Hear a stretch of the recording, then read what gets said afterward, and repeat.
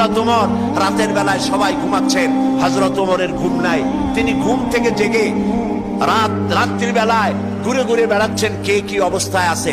ঘুরতে ঘুরতে দেখেন একটা তাঁবুর মধ্যে আলো জ্বলতেছে আর কান্নার আওয়াজ। আস্তে করে কাছে গেছেন, যে দেখেন একটা মেয়ে লোক কি জন্য রান্না করতেছে আর বাচ্চাগুলি পাশে বসে কাঁদে।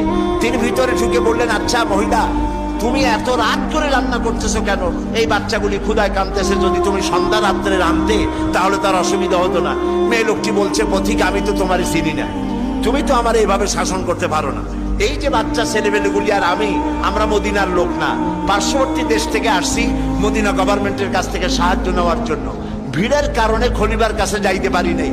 আমার ছেলেগুলি 2-3 দিন না খাওয়া, আর এই যে হাড়ি, ওর মধ্যে কোনো গোশত না, পানি আর পাথর দিয়ে নাড়াচাড়া করতেছি যাতে বাচ্চারা বোঝে যে গোশত রান্না করতেছি। বলেছি যে একটু অপেক্ষা করো, রান্না হইলে খাইতে পারবা। কিন্তু বাচ্চাগুলি এত ক্ষুধার্ত, কোন রকমেই তারা আমার কথা শুনতে চাচ্ছে না, কাঁদতেছে।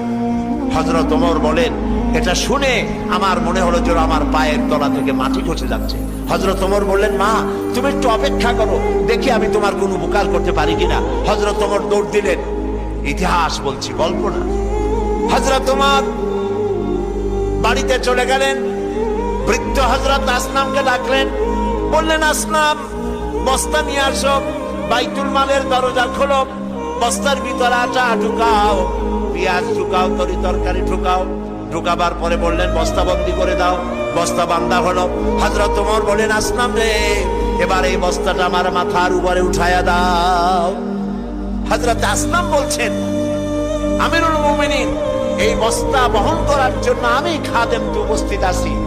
হযরত ওমর বললেন, না, আজকের বোঝা আমার মাথায় উঠাও, কারণ কিয়ামতে তোমাকে আসামি বানানো হবে না। যে দৃশ্য আমি দেখে এসেছি কিয়ামতের দিন, এজন্য আল্লাহ আমাকে আসামি বানাবেন। আমার বোঝা আমার মাথায় উঠাও। আটার বস্তা মাথায় নিয়ে হযরত ওমর দৌড়তে লাগলেন।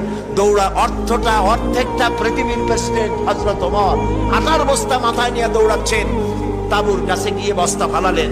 বস্তা খুলে আটা বের করে বললেন, মা রুটি বানাও। নিজে তরকারি কুটলেন, রান্না হয়ে গেল। তিনি বললেন, বাচ্চাদের আমি খাওয়াই, তুমি তোমার মতো খাও। 2 বাচ্চা 2 উরুতে নিয়ে হযরত ওমর বাচ্চাদেরকে রুটি খাওয়াচ্ছেন।